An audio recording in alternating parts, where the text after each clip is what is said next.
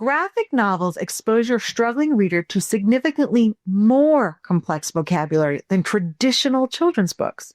They're even on par with adult books, which average 52.7 rare words per thousand. So when someone says graphic novels aren't real reading, the research is telling a completely different story. I'm Jenny Scherson, ex-special educator turned dyslexia interventionist. It wasn't so long ago that I, too, was overwhelmed by balanced literacy versus structured literacy, education speak, and everything in between. Fast forward after many, many hours of self-driven education, and you'll see I've built a thriving dyslexia practice helping students from age 6 to 18. My specialties? Working with a quote-unquote difficult, almost always 2E, student, and breaking down the complexities of dyslexia into everyday language strategies and action steps. You know what I hear all the time? My child's teacher says graphic novels don't count as real reading. And I just have to shake my head because here's the thing.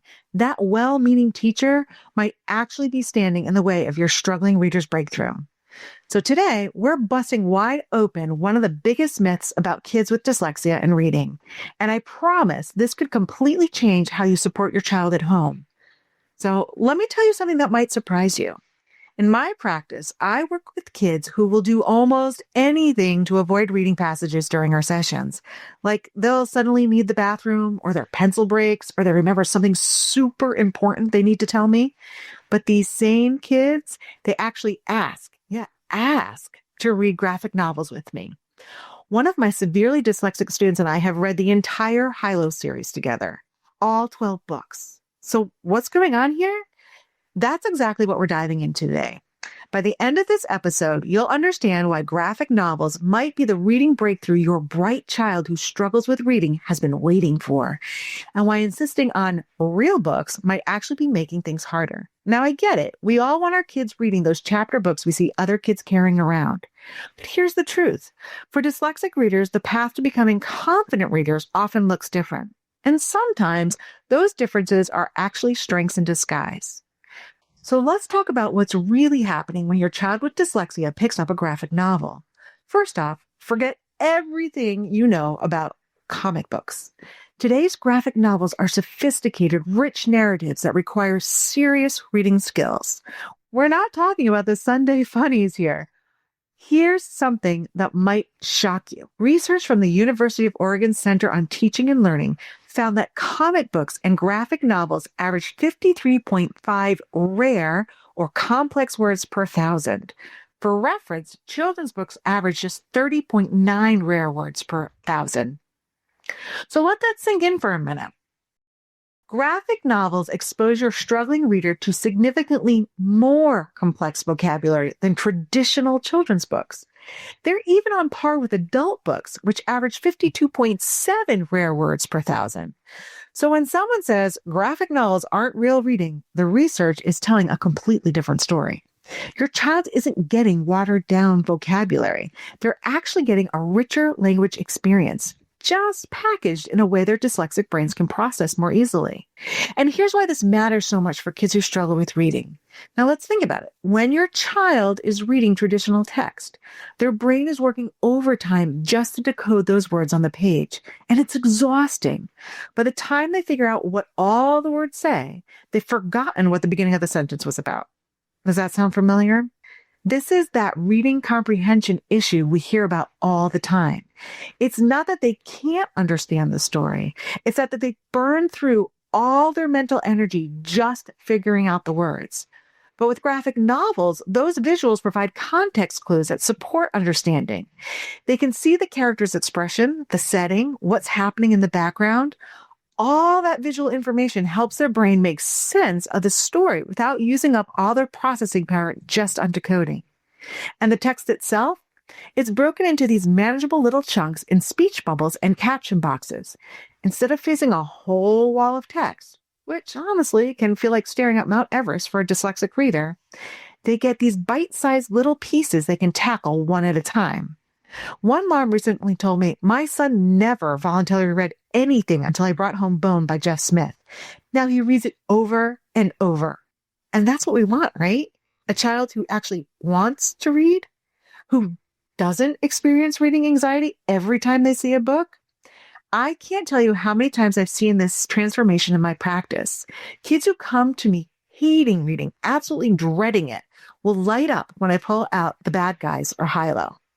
There's something magical about the combination of compelling visuals and manageable text that just works for dyslexic brains. And here's something else that might surprise you.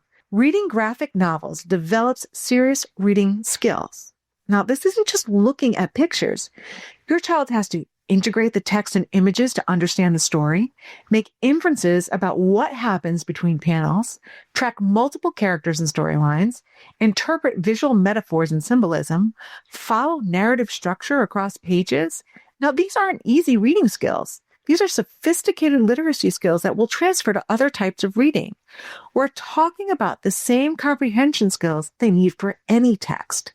Plus, graphic novels often deal with complex themes like friendship, perseverance, justice, and identity.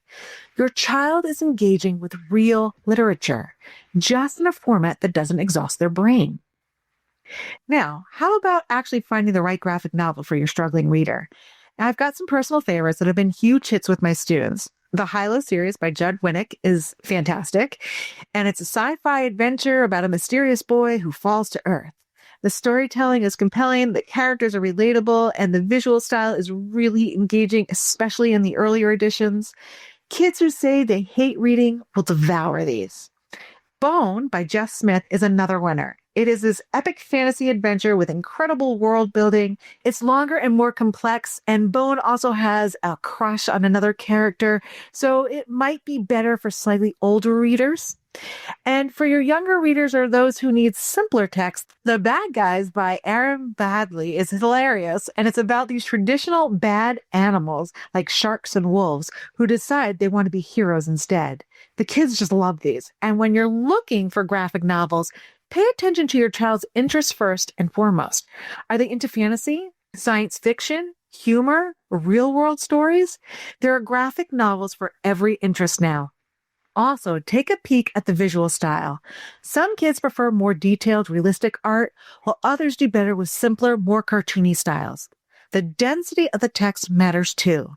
Look for speech bubbles that aren't overcrowded with tiny text. So, how do you actually use these graphic novels at home? Well, make it fun. Read them together. Take turns being different characters. Do silly voices. Talk about what you see in the pictures. This isn't a reading lesson. It's enjoying a story together. Don't worry about whether your child is reading correctly or getting every word right. The goal is engagement and enjoyment. We're building their confidence and their love of reading. The technical skills will come through that positive experience and intervention.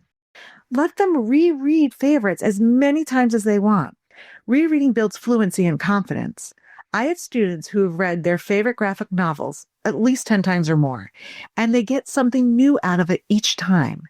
And that's actually one of the markers of a good reader. They reread books they love. What if your child's teacher still says graphic novels don't count? And this happens all the time. You might hear something like, that's fine for home reading, but at school we need to work on real books. And here's what you say. I understand we want to build all kinds of reading skills. What I'm seeing at home is that graphic novels are building my child's confidence, vocabulary, and love of reading. Research from the University of Oregon actually shows that graphic novels contain significantly more complex vocabulary than children's books, 53.5 rare words per 1,000, compared to just 30.9 in children's books. Could we find a way to count some graphic novel reading toward their reading goals? Most teachers generally want what's best for your child. Sometimes they just need a little education about how different tools work for different brains. And honestly, sometimes they're working from outdated information about what counts as real reading. If you're dealing with ongoing pushback from school about reading materials or other accommodations for your child with dyslexia, this is exactly the kind of thing we work through in my Together Through Dyslexia mentorship program. And sometimes you just need someone in your corner who gets it and can help you navigate these conversations. You can find all the details at literacyuntangled.com. So here's your action step for today. Find a graphic novel that matches your child's interest and reading level. Don't overthink it, just get it and leave it somewhere accessible. The library is perfect for this. zero financial risks, and you can try out different styles. Don't make a big deal about it or turn it into an assignment. Don't say, I got this special book for you to practice reading. Just make it available and see what happens. Maybe leave it on the coffee table or on their bed or on a car or in the car for a road trip. You might be surprised to find them picking it up on their own. And that moment when your child chooses to read, that's the breakthrough we're looking for. Thanks for hanging out with me today. And remember, there's no right way to become a reader. There's just what works for your unique child. Sometimes the most powerful approaches are the ones that don't look like traditional school reading. Graphic novels might be the game changer your struggling readers need. They're getting rich vocabulary, complex narratives, and genuine reading skills, all while actually enjoying the reading experience. And that enjoyment, that's what builds lifelong readers. Until next time, bye-bye. I hope you enjoyed this episode of Literacy Untangled. If you loved this episode as much as I did, head on over and rate and subscribe so you never miss an episode. If you want to continue the conversation or share your takeaways, head on over to our Instagram at Literacy Untangled and comment on your favorite part. I can't wait to hang out with you again soon. Bye!